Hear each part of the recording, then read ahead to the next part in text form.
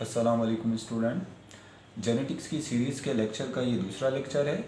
Last time जो मैंने आपसे डिस्कस किया था वो डिस्कस किया था basic terms of genetics, genetics की डेफिनेशन और जेनेटिक्स की बेसिक टर्म्स को डिस्कस किया था।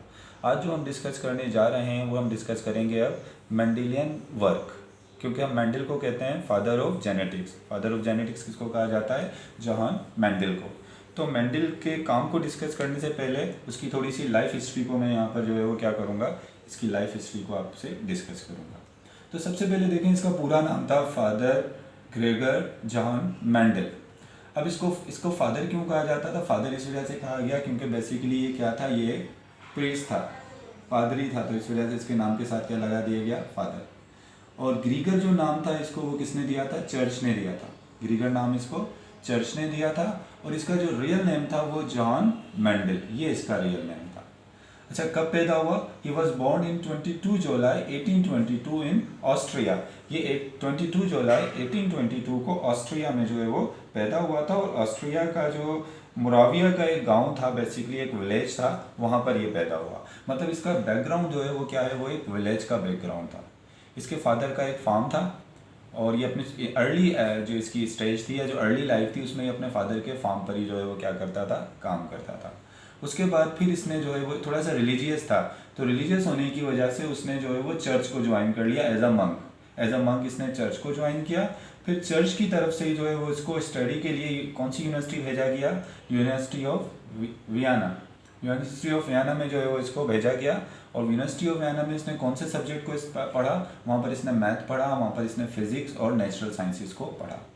जब वो अपनी स्टडीज़ कंप्लीट कर वापस चर्च आया तो उस चर्च के अंदर उसने जो है वो एज अ पादरी, एज अ प्रीस्ट भी काम किया और उसके साथ साथ वहाँ पर वो स्कूल के अंदर एज अ टीचिंग का काम भी करता था। तो ये बात रखिए, याद रखिए, ये साइंटिस्ट नहीं था, बेसिकली क्या था, ये प्रीस्ट था और उसके साथ साथ क्या था, ये एक टीचर था और वो भी स्कूल टीचर था। अच्छा, उसने ये लेकिन एक अच्छा ऑब्जर्वर था। ये क्या था, खुद टीचर था, प्रीस्ट था, लेकिन ऑब्जर्वर एक अच्छा था। अब क्या था कि जो इसकी जो मोनेस्ट्री थी, मतलब जहाँ पर जो चर्च में जिस जगह पर जो है वो पादरी लोग रहते हैं, जहाँ रिलीजियस पर्सन रहते हैं, उसको हम क्या कहते हैं, मोनेस्ट्री। तो उसकी जो चर्च की जो मोनेस्ट्री थी उसमें उसको जो है वो, जब वो उसके गार्डन में जाता था, थोड़ा चहलकदमी के लिए जब गार्डन में जाता था, तो उसके गार्डन में उसको वो जब पी प्लांट्स को देखता था, गार्डन में किसको देखता था? जब पी प्लांट को देखता था वो, तो उसको ये थोड़ा सा देखकर कंफ्यूज हो जाता था। कुछ पी प्लांट जो हैं वो, मतलब उसको जब पी प्लांट्स नज़र आते थे वहाँ पर, तो वो देखता था कि कुछ पी प्लांट जो हैं वो टॉल हैं और कुछ पी प्लांट जो हैं वो क्या हैं, शॉर्ट हैं। कुछ पी प्लांट के सीड का कलर येलो है और कुछ प्लांट के सीड का कलर कैसा है, ग्रीन है। कुछ प्लांट के सीड की शेप जो है वो राउंड है और कुछ प्लांट के सीड की शेप जो है वो क्या है, रिंकल्ड है। तो मतलब वो कंफ्यूज था इस चीज़ को लेकर, ऐसा क्यों होता है, एक ही प्लांट है तो उसमें इतनी वेरिएशन क्यों आ रही है। उसकी ये क्या थी, ये ऑब्जर्वेशन थी। तो उसने फिर क्या किया, इसी चीज़ को लेकर फिर क्या किया, उसने एक्सपेरिमेंट स्टार्ट किया किस पर, पी प्लांट पर। उसने पी प्लांट पर जो है वो तजर्बा, अपना एक्सपेरिमेंट स्टार्ट किया 1856 में। इसने 1856 के अंदर जो है वो पी प्लांट पे रिसर्च स्टार्ट की। अब यहाँ पर मैं आपको दिखा रहा हूँ, ये थोड़ा सा देख लें। ये मेंडल हो गया और ये मेंडल का वो गार्डन है जिस पर उसने पी प्लांट पर जो है वो काम किया था। ये वो जगह है, वो मोनेस्ट्री है जहाँ पर जो है वो मेंडल रहता था। चर्च के या मोनेस्ट्री के पीछे ही इसके पास ये जो एक गार्डन था और इस गार्डन के अंदर उसने क्या किया था, पी प्लांट पर अपना काम जो है वो क्या किया था, कंप्लीट किया था, अपना एक्सपेरिमेंट जो है वो कंप्लीट किया। तो इसने जो है वो अपना एक्सपेरिमेंट कब स्टार्ट किया, कौन से ईयर में, 1856 में इसने अपना एक्सपेरिमेंट जो है वो क्या किया, स्टार्ट किया 1856 में। अच्छा, 1856 में जो अपना इसने एक्सपेरिमेंट स्टार्ट किया, इस एक्सपेरिमेंट को उसने जो नाम दिया, इस एक्सपेरिमेंट को नाम दिया एक्सपेरिमेंट इन प्लांट हाइब्रिडाइजेशन। अपने एक्सपेरिमेंट को नाम दिया एक्सपेरिमेंट इन प्लांट हाइब्रिडाइजेशन। ये उसके उस एक्सपेरिमेंट का, उस तजर्बे का नाम था जो उसने पी प्लांट पर किया था। 1856 में इसने अपना एक्सपेरिमेंट स्टार्ट किया। अभी एक्सपेरिमेंट की डिटेल में नहीं जा रहा हूँ क्योंकि इसने एक्सपेरिमेंट में किया क्या था वो मैं आपको बाद में बताऊंगा, अभी मैं इसकी लाइफ हिस्ट्री बता रहा हूँ। 1856 में काम स्टार्ट किया और काम को कंप्लीट कब कर लिया अपना एक्सपेरिमेंट 1865 में अपने तजर्बे को इसने जो है वो कंप्लीट कर लिया। अच्छा 1856 में स्टार्ट किया, 1865 में जो है वो कंप्लीट किया, तो इसका मतलब इसको कितने ईयर लग गए अपने इस एक्सपेरिमेंट में, इसको तकरीबन 10 साल लग गए, मतलब 10 साल तक इसने पी प्लांट पर जो है वो काम किया। लेकिन जब भी कोई साइंटिफिक काम करते हैं तो फिर उसको किसी न किसी बड़े पेपर में जो है वो क्या कराना पड़ता है, पब्लिश कराना पड़ता है, या फिर उसको प्रेजेंट करना पड़ता है साइंटिस्ट के सामने। तो उस ज़माने में क्या होता था, उस ज़माने में जो अपना जो भी काम था तो उसने अपना काम जो प्रेजेंट किया वो कहाँ प्रेजेंट किया, इसने प्रेजेंट किया अपना काम annual proceeding of natural history society Brunn, जिसको आजकल मेरे ख्याल चेकोस्लोवाकिया कहते हैं इसको, ब्रुन को, लेकिन पहले इसका नाम ये था, चेकोस्लोवाकिया कहते हैं इसको। अच्छा इसके अलावा जो है वो इसने अपना काम जो है वो इस एनुअल प्रोसीडिंग नेचुरल हिस्ट्री और सोसाइटी ऑफ ब्रुन में वहाँ पर अपना काम प्रेजेंट किया। काम कैसे प्रेजेंट किया, वहाँ पर जो है बहुत सारे जो है वो साइंटिस्ट बैठे हुए होते हैं, वहाँ पर बहुत सारे साइंटिस्ट बैठे हुए होते हैं, और उन साइंटिस्ट के सामने जो है वो मेंडल ने अपने काम को क्या किया, प्रेजेंट किया कि उसने काम क्या किया था। अच्छा जब उसने अपने काम को प्रेजेंट किया था तो अपने काम के अंदर वो बता रहा था कि कुछ पी प्लांट जो है वो टॉल होते हैं। पी प्लांट टॉल क्यों होता है, क्योंकि उसके पास टॉलनेस का फैक्टर होता है, और जिसके पास टॉलनेस का फैक्टर नहीं होगा वो क्या हो जाएगा, वो शॉर्ट हो जाएगा। कुछ पी प्लांट की सीड का कलर येलो क्यों होता है, क्योंकि उसके पास येलो कलर का फैक्टर होता है, जिसके पास फैक्टर नहीं होगा उसका कलर ग्रीन हो जाएगा। वो अपने एक्सपेरिमेंट में फैक्टर का लफ्ज इस्तेमाल कर रहा था बार बार। अच्छा वहाँ पर ये जो साइंटिस्ट बैठे हुए थे इन्होंने कहा कि आप पहले ये तो एक्सप्लेन करो ये फैक्टर क्या है, क्योंकि वो उसको इतना ज़्यादा बायोलॉजिस्ट तो नहीं था नहीं, और दूसरी बात ये थी कोई इतना बड़ा साइंटिस्ट भी नहीं था। तो वो क्या कर किया, उसने उस फैक्टर को सही तरीके से वो एक्सप्लेन नहीं कर पाया, ये फैक्टर है क्या। अभी तो हमें पता है कि ये फैक्टर क्या है, ये जीन है, फैक्टर क्या है, जीन है, लेकिन उसको इतना इस चीज़ का पता नहीं था, तो इस वजह से वो फैक्टर को एक्सप्लेन नहीं कर पाया। तो उन्होंने क्या किया, उन्होंने इसके काम को जो है वो रख तो लिया, अपने पास रख लिया कि चलो आपने ये काम किया हम इसको अपने पास रख लेते हैं, लेकिन आप फैक्टर को सही तरीके से एक्सप्लेन नहीं कर पाए हो, और उसी वजह से उसके काम को उन्होंने क्या कर दिया, रिजेक्ट कर दिया। 10 साल की मेहनत पर उसके पानी फिर गया, मतलब उसको जो है वो साइंटिस्ट ने उसके काम को एक्सेप्ट नहीं किया।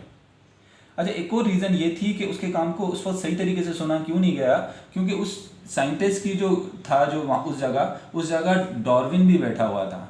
अब डार्विन क्या था, डार्विन उस ज़माने का बड़ा नाम था, नेचुरल सिलेक्शन की उसने अपनी थ्योरी दी थी, तो डार्विन को उस वक्त अपनी नेचुरल सिलेक्शन की थ्योरी प्रेजेंट करनी थी, तो लोगों का ज़्यादातर ध्यान जो है वो डार्विन की तरफ था, तो इसको उस वक्त ज़्यादा जो है ना वो इतना ज़्यादा सुना नहीं गया, तो इस वजह से इसका काम क्या हो गया, इसका काम रिजेक्ट हो गया। बाद में भी इसने काफ़ी कोशिश करी मुख्तलिफ साइंटिस्ट से जो है वो डिस्कस करने की कि अपने काम को प्रेजेंट करे, और किसी छोटे मोटे जर्नल में उसने अपने काम को जो है वो पब्लिश भी कराया, लेकिन उसके काम को उतना ज़्यादा रिकॉग्नाइज नहीं किया गया। अच्छा उसके बाद के 1884 में इसकी क्या हो जाती है, इसकी डेथ हो जाती है। 1884 में डार्विन जो है वो उसकी डेथ हो गई, और डार्विन के काम को किसी ने जो है वो नहीं देखा। फिर क्या होता है, 16 साल के बाद, आफ्टर 16 ईयर, डार्विन की डेथ के 16 साल के बाद 3 साइंटिस्ट, हुगो डिवेरिस, कार्ल कॉरेंस और टिशे मार्क, ये 3 साइंटिस्ट मुख्तलिफ जगहों मुख्तलिफ कंट्रीज़ में काम कर रहे थे। एक हॉलैंड में काम कर रहा था, एक जर्मनी में काम कर रहा था, और एक ऑस्ट्रिया में काम कर रहा था, और तीनों का काम सेम उसी तरीके का कर रहे थे जिस तरीके का काम किसने किया था, मेंडल ने किया था। वही हेरिडिटी पर जो है ये काम कर रहे थे। और इन तीनों साइंटिस्ट ने जब कुछ पी प्लांट पर काम किया, जब इन तीनों साइंटिस्ट ने अपने काम को प्रेजेंट किया, वही जगह थी, वही वेन्यू था, उसी जगह पर जब इन 3 साइंटिस्ट ने अपने काम को जो है वो पेश किया, तो यहाँ पर जो कुछ साइंटिस्ट बैठे हुए थे, 16 साल पहले भी वो बैठे हुए होंगे यहाँ पर, अब थोड़े बूढ़े हो गए होंगे लेकिन बैठे थे यहाँ पर, तो उन्होंने कहा कि ये जो काम आप बता रहे हो, आज से 16 साल पहले एक बंदा और आया था मेंडल नाम का, जो ये काम इसी तरीके से हमें बताकर गया था, लेकिन ये जो हुगो डिवेरिस थे, कार्ल कॉरेंस थे और टिशे मार्क थे, इन्होंने जो लफ्ज़ इस्तेमाल किया, फैक्टर का लफ्ज़ इस्तेमाल नहीं किया, उन्होंने लफ्ज़ इस्तेमाल किया डिटर्मिनर। यानी इनके अंदर कुछ डिटर्मिनर होते हैं जो क्या करते हैं, जो कि इनकी टॉलरेंस का बाइस बनते हैं। फिर उन्होंने कहा ये उसने बात की थी फैक्टर की, आप बात कर रहे हो डिटर्मिनर की, और उस वक्त साइंटिस्ट के समझ में आ गया है ना फैक्टर है ना डिटर्मिन, असल में क्या है, ये जीन है, असल में क्या है, ये जीन है। तो उस वक्त फिर जो है वो डार्विन का जो मेंडल का काम था वो दोबारा क्या हुआ, वो दोबारा काम जो है वो रिप्रोड्यूस हुआ, उस काम को दोबारा क्या किया गया, दोबारा रिकग्नाइज किया गया उस काम को। कहते हैं ना कि मेहनत जब आपकी होती है ना तो उस मेहनत कभी रायगा नहीं जाती। जो है वो मेंडल की डेथ के बाद, मतलब 1884 में उसकी डेथ हो गई, उसके बाद 35 साल तक इन्हीं चीज़ों पर जो है वो काम चलता रहा। और उसके बाद क्या हुआ, इनमें से एक साइंटिस्ट जो कार्ल कॉरेंस था, इसने क्या किया, मेंडल का जितना भी काम था उसको किसकी शक्ल दे दी, लॉज की शक्ल दे दी। आपकी बुक में 2 लॉज है ना मेंडल के, एक लॉ ऑफ सेग्रीगेशन और दूसरा क्या है, लॉ ऑफ इंडिपेंडेंट असॉर्टमेंट। इन 2 जो है वो किसकी शक्ल दे दी, लॉज की जो है वो शक्ल दी।